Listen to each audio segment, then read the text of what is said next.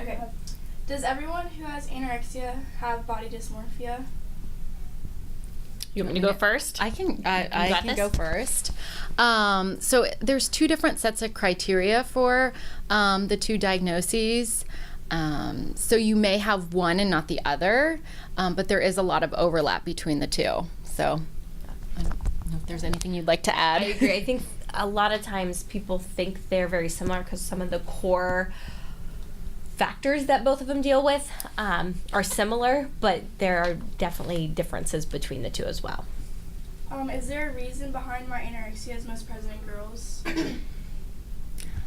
I think there may be some society reasons for that, and just, as a society, I think we value thinness, and so that may impact that, especially in females.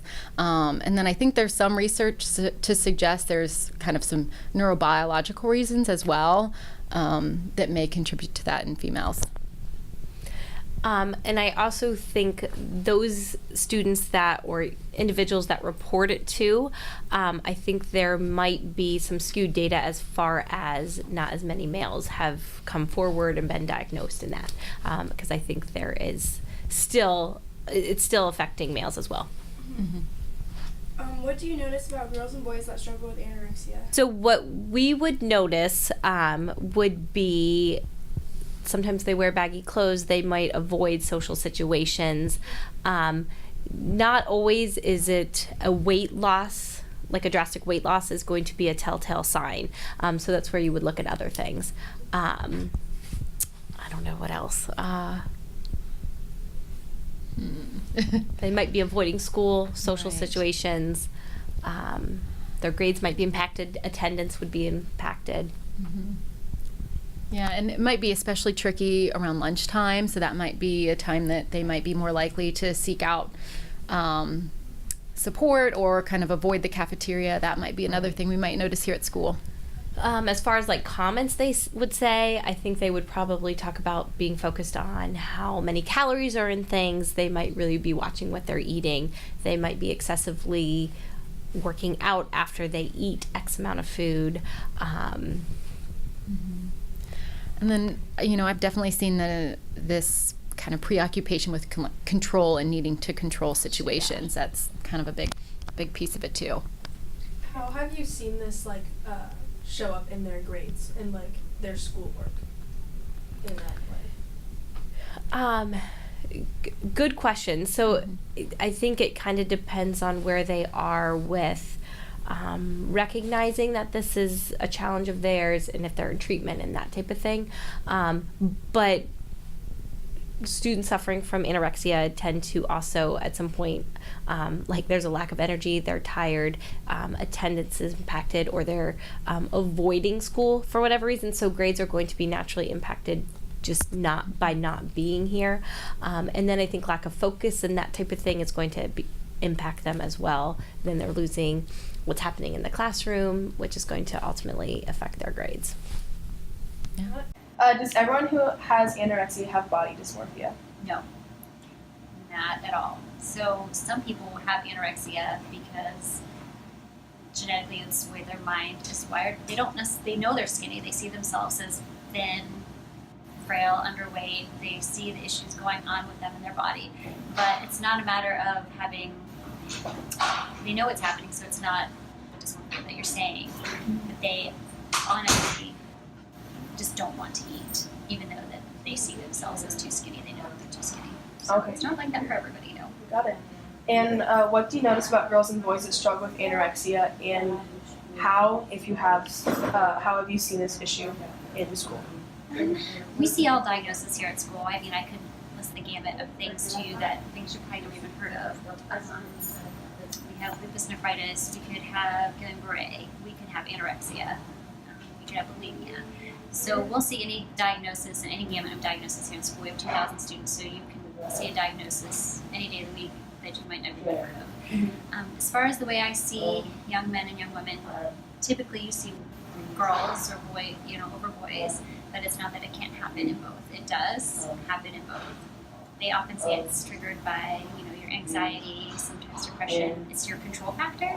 Sometimes it's genetic, and sometimes it's neither one of those things. So when I see somebody or I'm assessing it, the first thing when I see students, people in general, it's just a nursing habit that you kind of assess a person by looking at their hair, their skin, their nails, their teeth. So if I see somebody who looks underweight, the next thing I'm looking at is their hair thin? Do they have a layer of dirt on their body that they're trying to grow? Are they typically cold? Are they, do their teeth look a different color? I can look at their knuckles, I can look at their hands. So there's lots of students that are trying to induce vomiting, and they will try to help us, and you'll see that actually showing on their hands, which is there. So in an assessment from a medical perspective, I can look you over in about a minute and see if your hair is thinning, if it's brittle, that's what your teeth look like. And then I would go on to vital signs. I can see a lot of things from vital signs. So a person who's anorexic or looking underweight,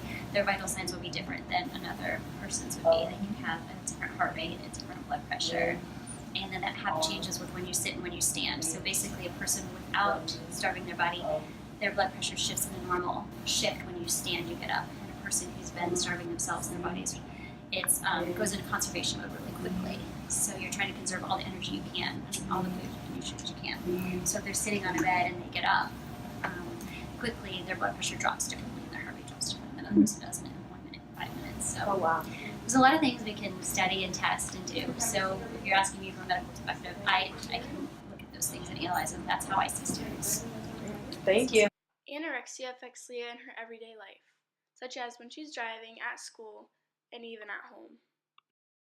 The first question, which is, does everyone who has anorexia have body dysmorphia, relates to Leah because these are both struggles found in her everyday life, as Mrs. Masters pointed out. The first question that Ella and I asked was, does everyone who have anorexia have body dysmorphia? And Mrs. Masters, Mrs. Ewing did a really good job of explaining it. But basically, in the book, relating it back to Leah, there are many times where she called herself fat, and she's like, I am so fat, I'm a fat pig, I don't deserve to eat because I need to be skinny. And so Ella and I talked about how she kind of had anorexia but also had body dysmorphia because she wanted to be skinny so bad, and she thought that the only way of doing that was starving herself. So we thought that kind of showed a crossover between the two. And there are many points in the book where she counts her calories and is like, do not eat, do not eat. From page 185 to 187, all it says is must not eat. And that's basically just her telling herself, like, I can't eat, I need to be skinny, and all of that. The second question is there a reason behind why anorexia is most present in girls? And Mrs. Masters explained how society plays a huge role in that. And so Cassie, who showed Leah how to lose weight and how that sort of was by throwing up or not eating, Cassie was taught that in theater camp by her friends because they wanted to be thin, they wanted to lose weight, and they thought that was the only way to. As we said, the second question was, is there a reason why anorexia is most present in girls? And Mrs. Masters and Mrs. Ewing and Ella all talked about how, like, society kind of pushes girls to look a certain way and for their body to look a certain way and everything. And Ella also said that Cassie was the one that showed her how to throw up and basically was like, well, we need to be skinny. My theater friend said we need to be skinny. And page 146 and 147 was when Leah talked about the first time that Cassie puked, and that was when she was first introduced to ways to be skinny, like harmful ways to your body to be skinny. And in that moment when Leah's like flashing back, she didn't understand it, but now she clearly does because she starves herself every single day so she looks skinny. The third question is, what do you notice about girls and boys that struggle with anorexia? This also relates to Leah because people who are anorexic have show some of the same signs as Leah did. So her grades started dropping. So does people who have anorexia in real life. And she didn't care about her grades. She wasn't going to classes, which people who are anorexic also do. So that's how this question relates to Leah. As Ella said for question 3, Leah just kind of shows the same signs as a lot of people in our school do. Towards like the middle beginning part of the book, Leah skipped out on class and her grades were dropping and everyone was like, Leah, you need to come to class and everything. But she just wasn't feeling it because she wanted to avoid social situations and wasn't feeling good at all because 1, she wasn't eating, and 2, she felt that she was fat, so she wasn't feeling good about herself.